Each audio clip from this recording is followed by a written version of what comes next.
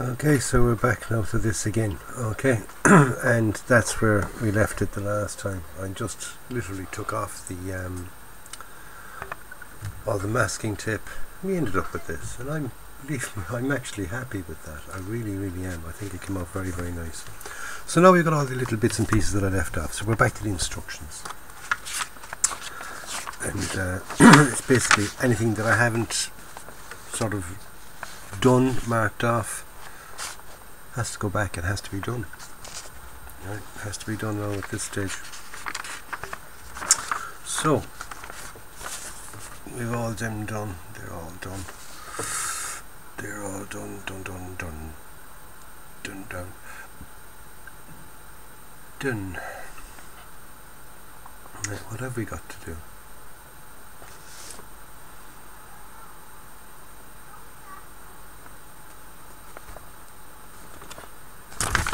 I'm not going to put in clear parts yet, because clear parts, I'll leave them off until after the weathering.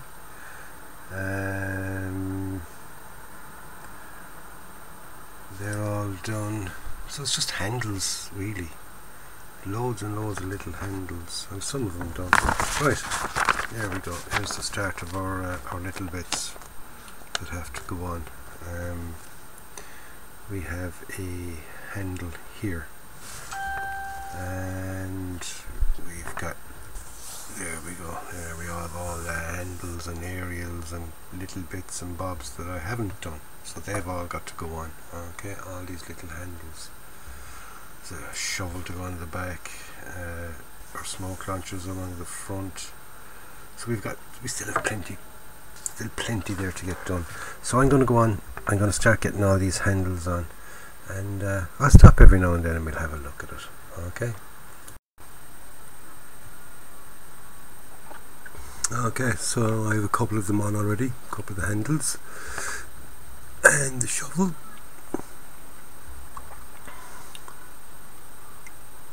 Okay, so basically what I'm after doing, I haven't got them all marked off yet, but sure, we'll do it now, why not? Okay, I'm after getting this one here done, all these here,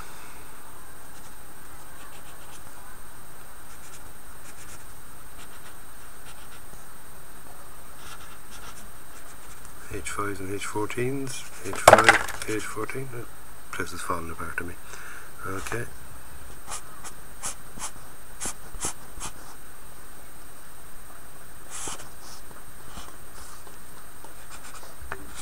It doesn't tell you what number that is, but you can plainly see it's a H5.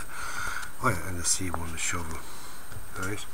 So we've got all that done, right? I just have two more here on that, so two of the small ones on those two hatches, and then the step 31 done. Then we're on to the other side of the turret, okay, and the roof of the turret. Okay, so we've done the back and the left hand side. Now I've got the right hand side and the front, and a couple of bits and pieces for the top as well. So we'll get them done, come back and we'll have a look at all that then when that page is finished. Okay.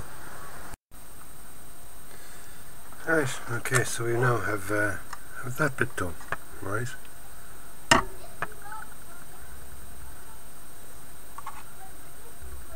All the nice handles on, okay. Now I must say that I'm putting them on using super glue, not regular Tamiya cement. Reason being, the ordinary Tamiya cement, it won't really work properly with the paint. Simple as that. I did try. I know that you will get a kind of a white mark when you use the super glue, but because I'm painting over them anyway afterwards, it won't really matter too much. It does make them a little bit more fragile though for sort of lateral movement. You mean, if you know yourself, just because it's super glued on, if I flick that, oops, jeez, I did it there. See? Exactly what I said. I mean, it's called super glue, but it's far from flicking super. you know, in hindsight I should have really put these pieces on beforehand, but if I had done that, there's no way I'd have got that pattern on the vehicle itself. So happy enough anyway, happy enough. Just something that's not going to get roughed about. Right, so we finished this page here. We have all those pieces on. Okay, so moving on. By the looks of it, we've only a couple of more pieces to go onto the turret. Right. We have a couple of handles there in the front. A couple of handles. We've got some track pieces.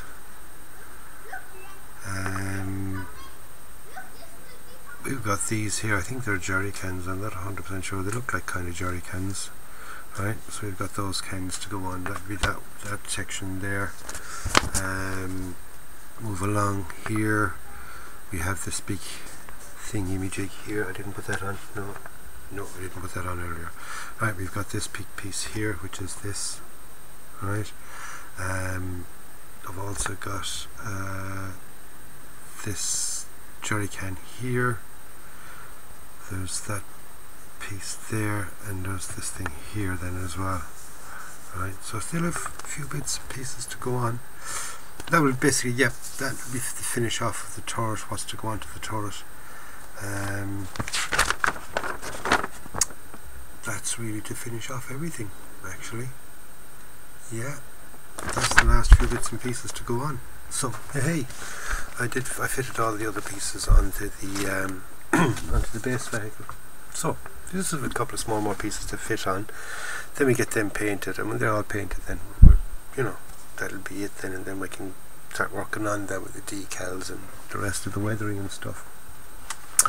So I'm going to go on and get start here, get these pieces done and these pieces done. We'll have a look at it then at that stage. That's all the construction done to it, and when all that's done, then like I said, we're in then to getting all these little pieces painted.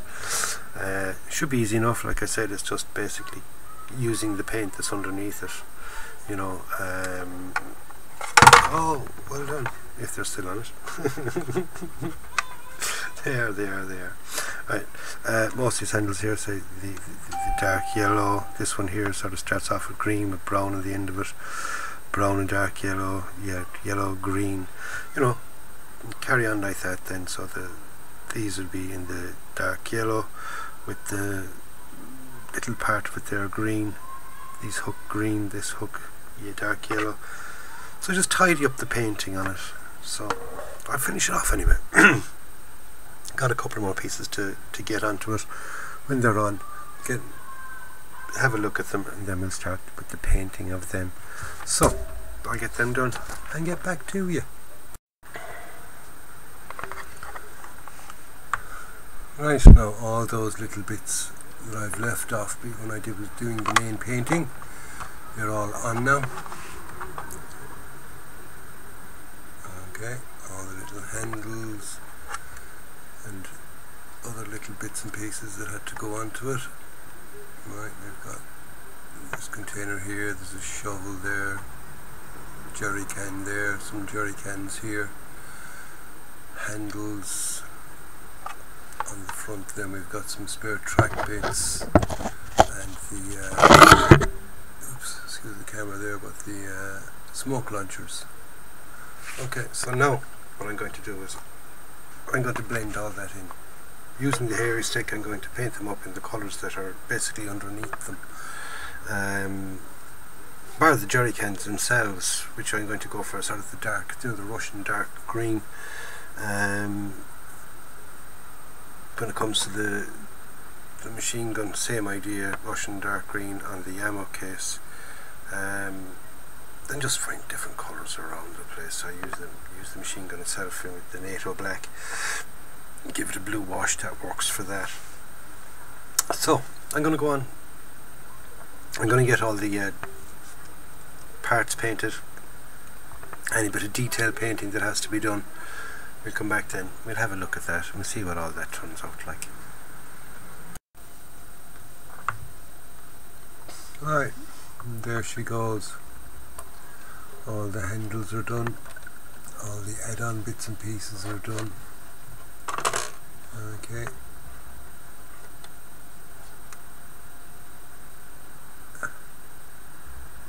So now the painting is basically done. That's it. Stitching along the whole lot. Right, so now the painting is done. So what's next? Now we're going to put on the decals. But before I put on the decals, I always give it a gloss coat. So I give it a gloss coat, then put on the decals, and I gloss coat over that again. That kind of beds in the decals. When you dull coat everything, then after that takes the shine off them, because it gives them a shine and then takes the shine away. It works. I just don't know why, but it does. So I'm going to get this gloss coated, and then I'm going to get the decals on, only a couple of decals, and gloss coated again. When all that is done, I'll come back, I'll show you the decals, and they'll be sort of on at that stage, and then we can start the weathering then straight away. For the weathering, because it's a modern vehicle, it's literally just a pin wash. I mean, I'm not going to have any damage or rust or anything like that, because, you know, they're, especially with the Russians, and I know with these vehicles in particular,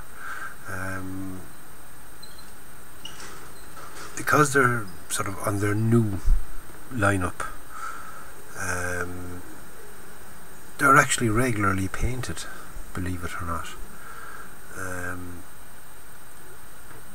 If they've got a big parade on, they go for the dark green all over. They basically repaint the whole vehicle, give it that, you know, that long decal. Then they're sort of back to their own units, and then they go back to whatever camouflage scheme suits them at the time. And, you know, to just say this vehicle, say it's 4 years old, it might have gone through 3 different camo patterns. Painted green then once a year to go out for the May Day parade. I mean, they don't have a major amount of them, so they're all used for the May Day parade. So they're all brought back in, repainted up for that, and off then for the parade. So they don't sort of, you know, they don't kind of keep them in that that dark green colour. They're back to their units. And sometimes they'd have the wavy pattern, splinter pattern, and sometimes they'd go for this sort of block disruptive pattern. This is a variant onto that, my variant onto the block disruptive pattern. Quite happy with that. I really am. I'm chuffed at how it came out. It actually looks quite well. And if you look at it from a distance, which I've been doing, you know what I mean, because it's here on my desk, and when I kind of come into the room, that camouflage scheme actually fucking works. It really does, because it, you know it's there, you know there's something there, but when you look at it from a distance, you can't actually make out what it actually is, if you know what I mean, because it just throws off your view. So it works, you know, it does work. So that's it, lads. I'm going to get the decals on, and then we'll have a look at it after the decals. Still a last couple of little bits and pieces to go into it. Are some clear parts in here in the gun section up here. As you see, I have the insides of them painted silver. Everything else is done. I'm happy with how everything came out. Alright, so there she goes. Next step, decals. Decals, transfers, stickers. Okay, so there she is, gloss coated. All gloss coated, and the decals are on as well. There's only a small few decals, just the number and the that square mark, whether it's a battalion mark or whatever, I don't know, like I said earlier, but it's there anyway. Still slightly tacky, so I'm going to leave that for a little while before I start on the weathering. So,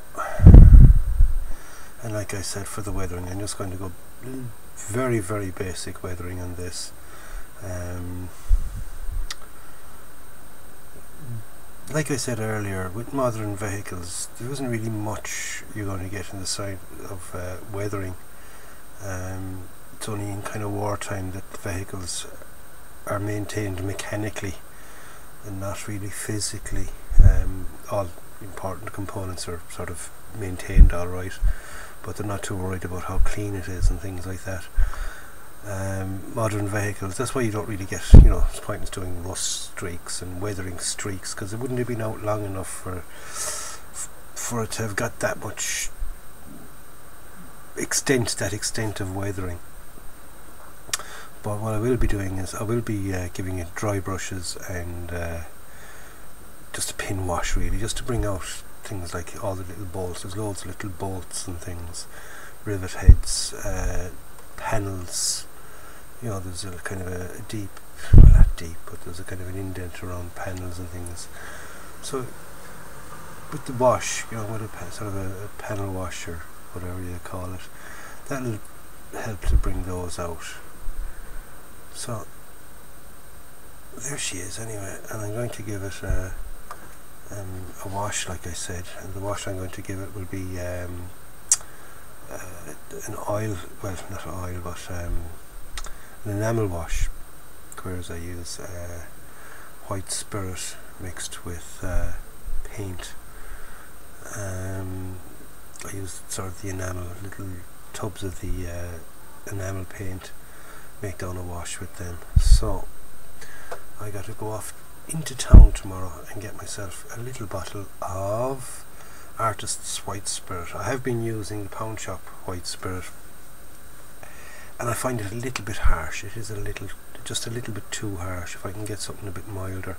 I know the Artist's White Spirit is a bit more expensive, but it does a much better job. But what I'm going to do is I'm going to get an old Tamiya bottle, one that is empty of paint.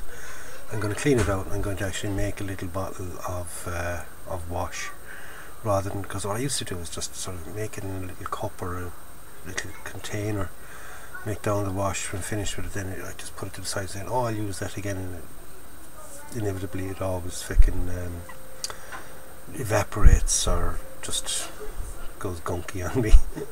It's purely just from not sort of maintaining it properly. So I'm going to maintain it properly. I'm going to keep it in a little bottle, so hopefully that won't waste. So anyway, there she is, all pretty and factory fresh, as I like to call it. Okay, so next step, like I said, is to give that the panel wash and things. So I'll get that done, and we'll have a look at that.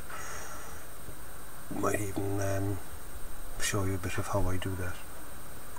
I mean, most people know how to do it at this stage, but for those of you that don't, I'll show you what to do. Okay.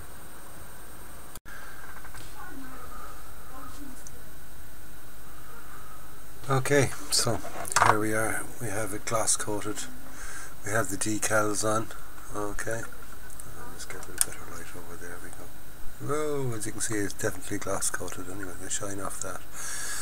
Okay, and the decals are on. Right. Only a small few decals, just in those numbers. Literally, that was it. It's the numbers and that little square mark. It's been glass coated, and now it's ready for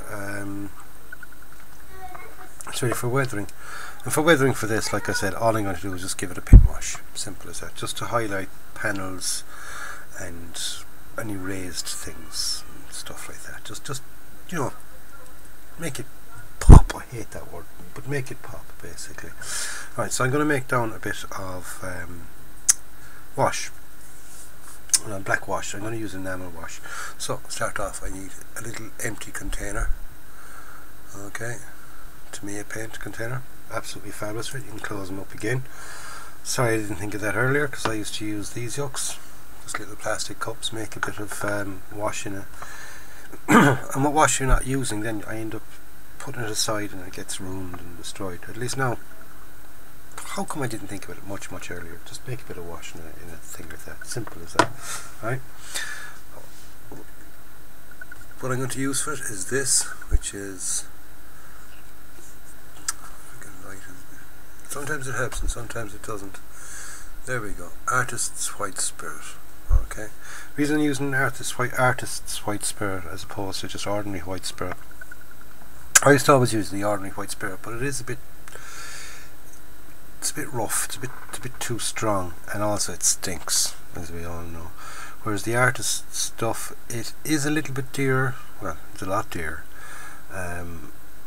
but it doesn't stink, and it's a bit kinder on the paints, right? So, oh yeah, and for the paint then, first I'm going to use this. It's just matte black enamel paint, right? So we start off.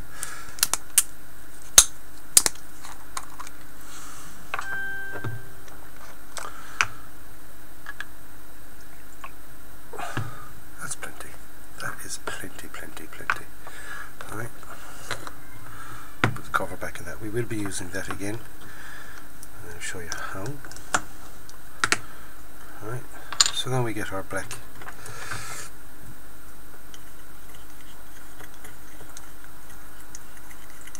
So I'm nearly down to the end of this. That's why I'm kind of scooping around and kind of mixing it up as well to get any lumps out of it. Right.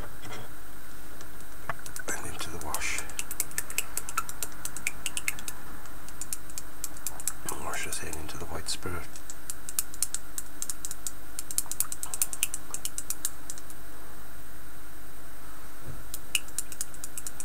Right. Best way to test them. Now, some people say use a bit of tissue, but for some reason I prefer to use a bit of ordinary paper. Now, just get a piece of paper that isn't important. There's something written on it. Here we go. These little sheets you get inside the thing with safety information. Perfect idea. Perfect use for it. Okay. Now I'll just bring the camera over and down because I want to show you what we're trying to look for. Well, what I'm trying to look for, should I say, in the wash itself. Now I won't use the brush that has got all the paint and stuff still on it. Right.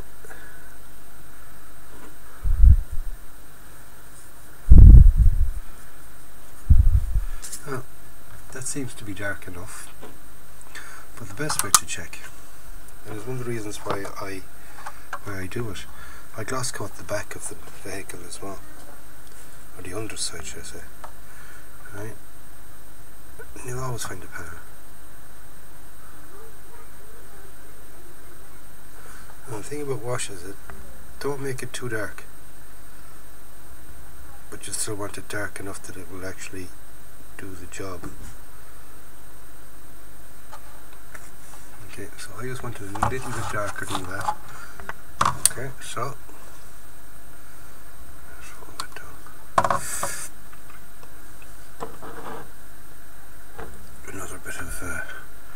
Another bit of black.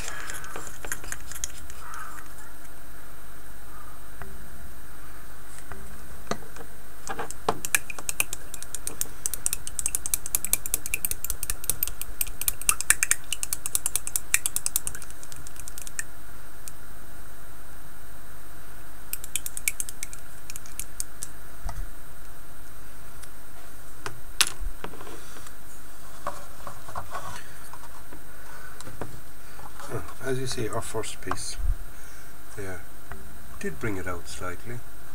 I just wanted it a little bit darker again. So we're now going to work on these little panels down here.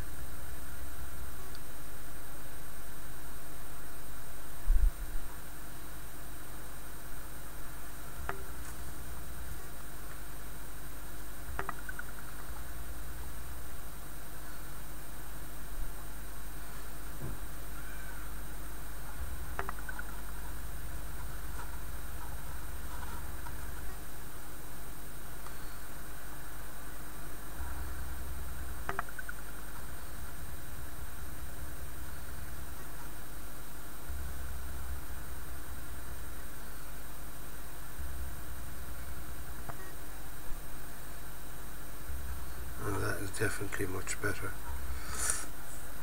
Okay, you can see what it does to it. It makes all those little pieces stick out.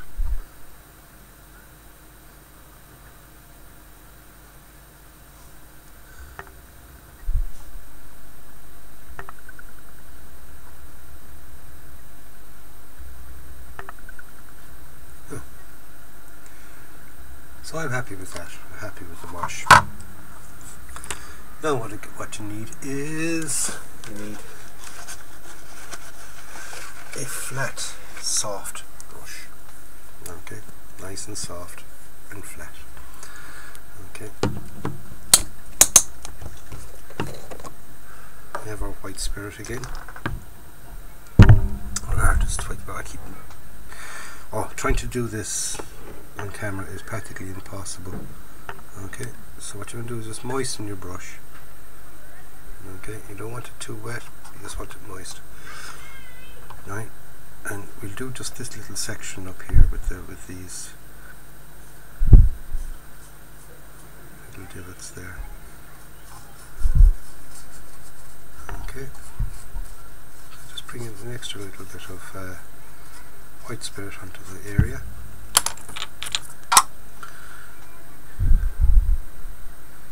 Your brush loaded with the wash.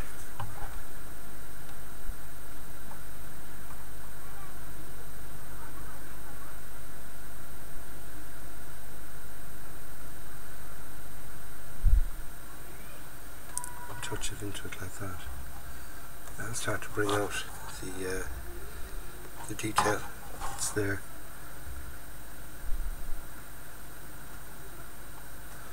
You want to subtly bring it out. You don't want it to be too dramatic.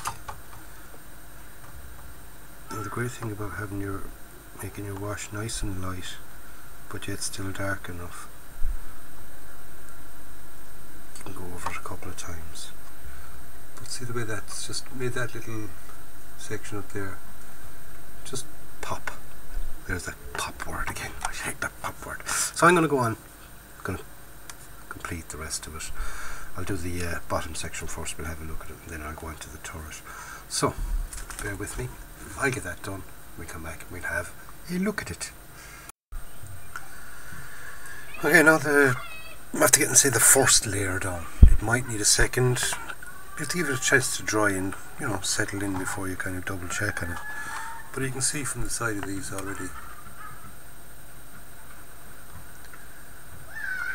all those panels, bolts, nuts, rivets, all that kind of stuff just sticks out now. You can see it now. It doesn't blend in anymore to be part of the thing. You can actually see them as objects now. Whereas when it was all kind of clean, as you can see from this now here. See how it doesn't really have any, it's only when you look at it up close you can see that it's got all the rivets, they're actual panels and things. Whereas when you get your panel, you do it here on this door, it's really kind of show out a bit. Get the light right down.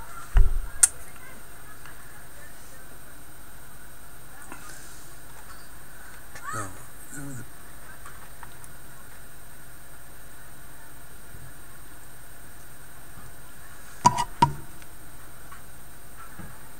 by having it sort of glass coated,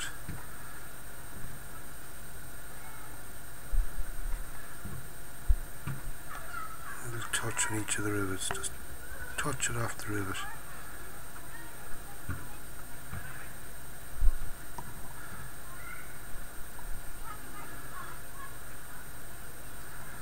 You don't want to flood them, you don't want too much.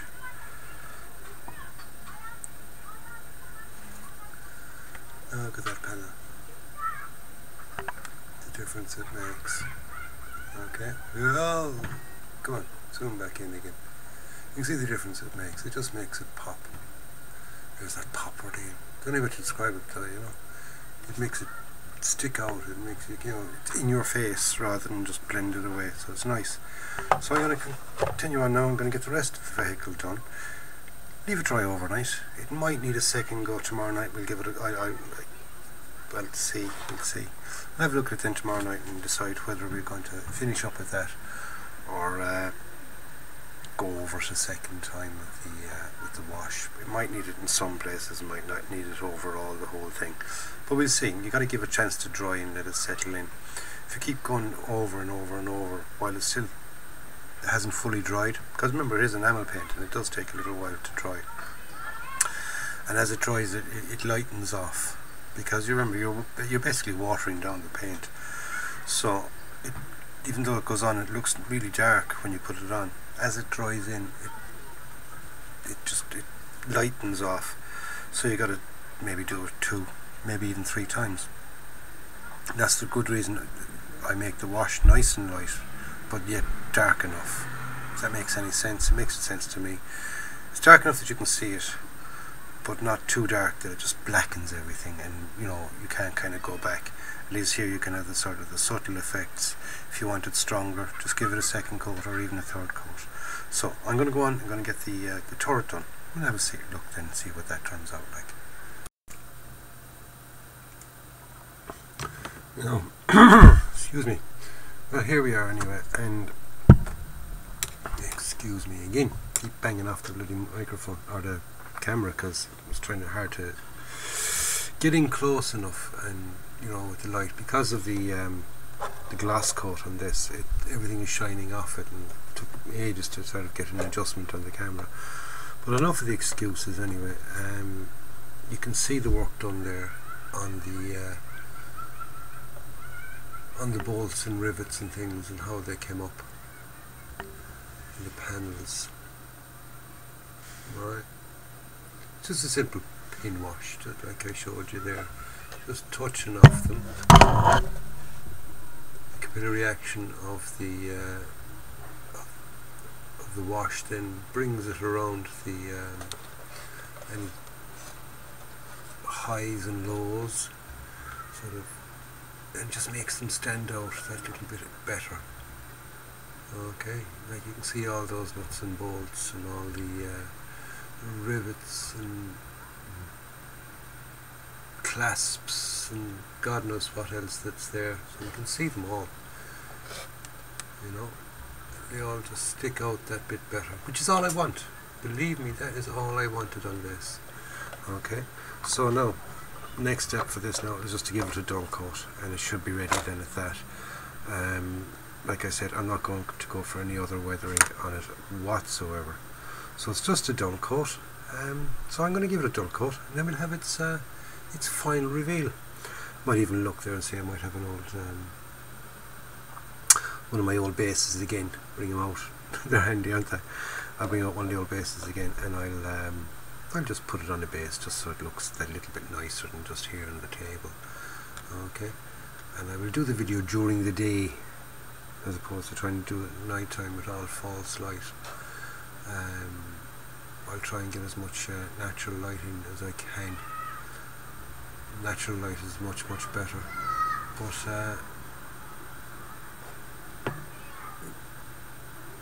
apart from that, I am absolutely thrilled with how it came out. It really is. It's an awesome looking machine, and very nicely engineered, detailed and all that. So, and like I said, it was a very enjoyable build with all those little fiddly bits and pieces. It was absolutely, it was. 2 years ago, when I kind of started getting into this hobby, the fiddly bits used to fucking annoy me. They really annoyed me.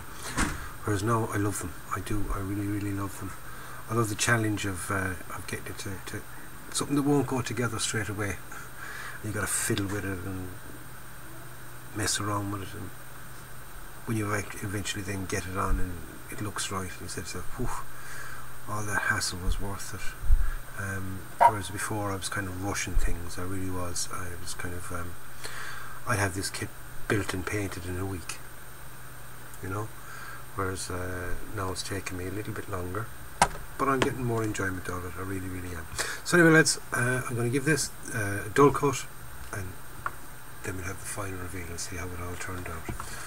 So join me now in a sec for that. Okay, so there she is, and I'm calling it done. Okay, so this is the final reveal of it. overall, like I said, I've said it a couple of times already now in these videos regarding this, that it was an exceptional build. It really, really was an enjoyable build. Loads of little fiddly parts, but they went on nicely, they went together nicely, and just everything just fitted in nicely into place. And it, granted, there was a couple of very fiddly pieces in it, but it was enjoyable. It really, really was. It really, really was enjoyable. This piece here nearly drove me mental. The auto loader, trying to get it to sit in there like that. Just very, very fragile connections. But for a finish, it did go in. It did go in. I just, a bit of patience, take my time, don't rush anything, and it worked. It did. It really did. Anything else that I can really kind of say about it that I haven't said already? I don't think there is. I'm thrilled with how the finish came out. I'm after giving it its dull coat now and everything else. But as you can see, all those panels and things, they look nice. Okay, they're nicely highlighted. Everything nicely detailed on it. Beautiful, beautiful build, and a lovely, lovely one for the collection, for along the wall. Up on a shelf. It looks absolutely fabulous. It really does. Quite stunning, really. So there she is. The ZVEZDA's 1/35th scale Russian heavy artillery piece, 152mm Howitzer, self-propelled, MSTA-S. There you go, MSTA-S, and the MSTA is after the Russian river Mista. Okay, so the MSTA isn't a designation, it's called after the river Mista. So like I said, a very, very enjoyable build, and ended up with a lovely, lovely model. Really, really nice. Definitely one for the collection, and it's definitely one I would recommend. Would not recommend it for a beginner. Would not recommend it for a beginner. Would drive a beginner mental. But for the should we say the intermediate onwards, yeah, go out and get it, lads. It's absolutely beautiful, beautiful, beautiful kit.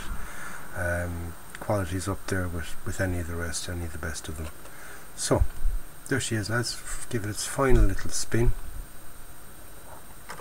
and we'll call it a day at that. So don't forget to give it the thumbs up. Anything you want to say about it, or any questions you want to ask me about it, stick them in the comments box below. I'll get back to you. I do answer any questions that people have asked me, and I'll catch you on the next one. Simple as that. So in the meantime, enjoy your modelling, stay safe, be nice to one another. That's things like I always say. And go out and buy yourself a kit. This one exactly. Very good one. Go out and get it. Very, very reasonably priced. ZVEZDA kits are absolutely fabulous in my view. For the price, you get a fabulous kit that other companies, for giving you less, would charge you a lot more. So I definitely recommend it. So go out and buy yourself a kit, build it and enjoy it. I'll catch you on the next one, lads. Stay tuned to the channel for further updates and further builds. My next build will be up very soon. And I'll catch you on the next one. Stay safe. Bye.